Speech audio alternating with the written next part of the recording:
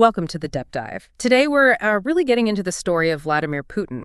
His time in power, decades now, has just fundamentally changed Russia and, well, the whole global picture in the 21st century. We're taking a close look at how someone goes from being, a relatively unknown intelligence officer working in the shadows to the absolute leader of a major world power. It's a huge amount of history to cover, isn't it? Stretching right back to his KGB days in the 70s. Our goal today, though, is pretty specific. We want to sift through all that biographical detail and really pinpoint the key factual moments, the turning points, and maybe more importantly, the actual strategies, the mechanisms he used to consolidate power and reshape Russia. Yeah, and what makes it so fascinating, almost like something out of a movie, is where it all begins. It's so unexpected. I mean, you've got a guy whose grandfather, speared in Putin, actually cooked for Lenin and Stalin. That's such a direct personal link to the very heart of Soviet power. It really is. It suggests a family history that's just deeply woven into the fabric of state authority and also historical trauma. Cool. Let's maybe start there with those origins. Putin was born in 1952 in Leningrad.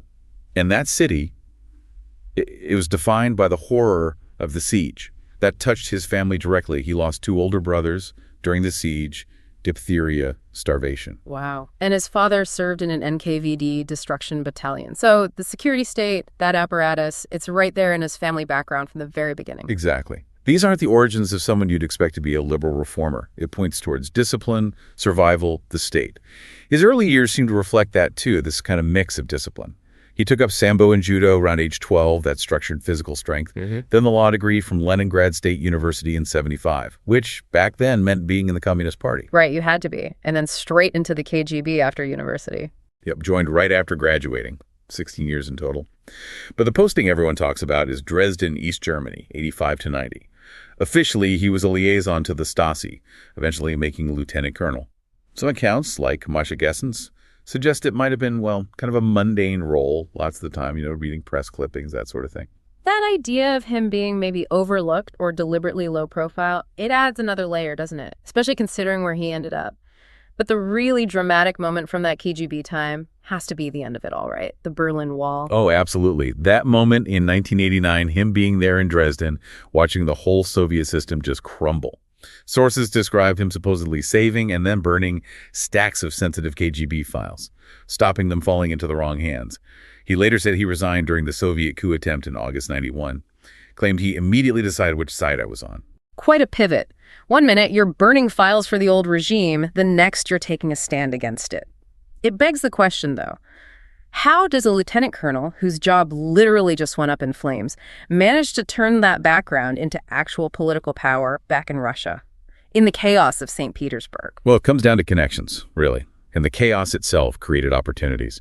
When he got back to Leningrad, soon to be St. Petersburg again, he linked up with his old law professor, Anatoly Sobchak. Sobchak was the mayor, a very influential figure. Putin became his advisor on international affairs. Sobchak was definitely the key early mentor. Right. He ran the Committee for External Relations, Foreign Investment, International Ties. Sounds bureaucratic, but you can see the potential there.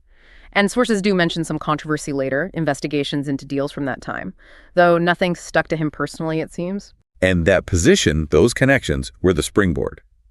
In 96, he makes the move to Moscow, into Boris Yeltsin's administration. Once he was inside the Kremlin walls, his rise was just incredibly fast. Vertical, really. Deputy chief of the presidential staff within a couple of years. But the really key job, the one that set him up for everything that followed, that was director of the FSB, wasn't it? Russia's main successor to the KGB. He got that in 98. That's where he built his power base. Totally. That role gave him control, or at least oversight, over the Siloviki. That term, for anyone listening, it basically means the men of force, people from the security services, intelligence, military. So here you have a man from the security apparatus now running the security apparatus. And listen, a year after that, August 99, Yeltsin makes him prime minister. And then, bang, New Year's Eve, 99, Yeltsin resigns, names Putin acting president. He just seized that moment, won the election outright, less than 4 months later, May 2000. And we absolutely Have to talk about the economy here. You really can't separate his early political consolidation from that huge economic upswing Russia had from about 2000 to 2008. No, you can't. It wasn't just luck. It became a powerful tool for him. It helped restore a sense of stability, of state legitimacy. After the sort of wild years under Yeltsin, you had, average GDP growth around 7% a year. Yeah. Driven partly by reforms, but massively by soaring oil and gas prices. They increased fivefold. That success gave people a real tangible feeling that Russia was back on its feet. National pride, stability. They even paid off all the old Soviet debt by 2005. That wasn't just balancing the books. It was a statement, right? Showing Russia wasn't beholden to Western creditors anymore. Precisely. It was a geopolitical signal as much as an economic one. And that economic stability provided the bedrock for what came next, building the famous vertical of power. Putin didn't waste any time. He started restructuring how Russia was governed almost immediately. A key step, May 2000, was creating those 7 big federal districts, each overseen by a presidential envoy he appointed. And it went further than envoys. Let's be clear what this vertical of power actually meant in practice. It was about systematically stripping power away from the regions and concentrating it in the Kremlin, all checks on presidential authority. By 2004, he'd gotten rid of direct elections for regional governors entirely. That was a fundamental change. Suddenly, the president nominated governors, and the regional legislatures just rubber-stamped them. It effectively reversed the decentralization that had happened after the Soviet collapse. The justification was fighting separatism, fighting crime, but the result was gutting regional autonomy. And this consolidation wasn't only political, it was economic, too. You saw this very calculated crackdown on certain oligarchs from the Yeltsin era. People like Berezovsky, Khodorkovsky, they built up independent power bases. They ended up exiled or in prison. Yeah, the signal was unmistakable. If your wealth gave you political independence, you were a target. Your riches had to serve the state's interests, or else. But while some were taken down, others who stayed aligned thrived. People like Roman Abramovich, Arkady Rotenberg, they kept their influence, stayed close to the Kremlin, showed up later in things like the Panama Papers. It cemented a system where loyalty was paramount and, corruption became deeply ingrained. So much so that one group, the Organized Crime and Corruption Reporting Project, actually named him Person of the Year in 2014 for advancing corruption. Domestically, the system shifted pretty quickly from what was, a flawed democracy, to what most observers now call an authoritarian dictatorship, marked by serious human rights issues. And controlling the narrative is crucial to that. Censorship became widespread. State TV is the main news source for, 2/3 of Russians? Independent media got squeezed out. They used tools like the Foreign Agents Law very effectively. That labels NGOs, journalists, activists who get any foreign funding as essentially suspect, opens them up to intense legal pressure and public attacks. It stifles dissent. And all this is kind of wrapped up in that carefully crafted image, isn't it? The strong leader persona, the shirtless photos, the judo demonstrations, the tough guy quotes, the Putinisms. The macho image. But there's a curious contradiction there. Yes, his approval rating soared after the Crimea annexation, like 89% in 2014. Right. But polling also showed younger Russians were less supportive. And consistently, a large chunk of the public held him personally responsible for the country's corruption. So the strong leader image existed alongside this awareness of a corrupt system he presided over. Okay, let's shift focus outward now to the global stage. Putin's foreign policy. It's had different phases, hasn't it? Sometimes contradictory ones. Like right after 9/11, there was surprising cooperation with the U.S.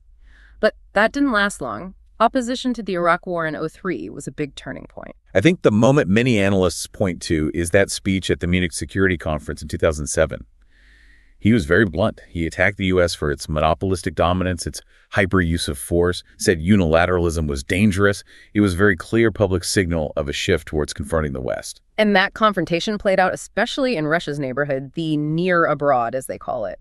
The idea that Russia has privileged interests in former Soviet states, basically a claim to interfere, which led pretty directly to conflict. Georgia in 2008 was the first major instance. And then, of course, the big one, annexing Crimea in 2014, which Putin justified by pointing to Kosovo's independence, arguing the West set the precedent for redrawing borders.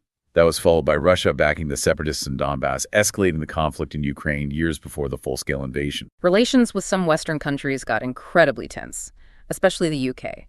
You had those 2 poisonings on British soil. Alexander Litvinenko in 2006, the UK inquiry said Putin probably approved it. And then the Skripals in Salisbury in 2018. Those incidents really hardened attitudes towards Russia in the UK. And that brings us pretty much up to date. His fourth and fifth terms, they're just dominated by the invasion of Ukraine in 2022, what he first called a special military operation, but later just called a war. That led to massive international sanctions, the ICC arrest warrant in March 23 for alleged war crimes related to deporting children. And the internal shifts continue, replacing Shoigu, the longtime defense minister, with Belousov, an economist, that sent a strong signal. Analysts see it as a move to put the entire Russian economy on a war footing, preparing for a long, drawn-out conflict and confrontation with the West. And you can't ignore the nuclear rhetoric either.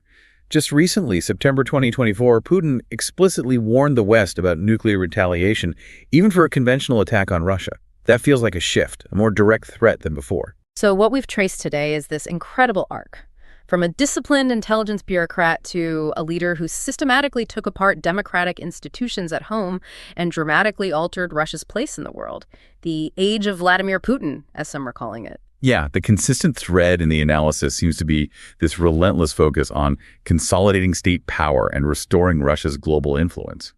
Often, that came at the direct cost of democracy and human rights inside Russia, which is why you hear leaders around the world now using terms like dictator and war criminal to describe him. It's a story of ruthlessness, strategic thinking, and maybe some incredibly precise timing, which leaves us with a final thought, something for you, the listener, to chew on.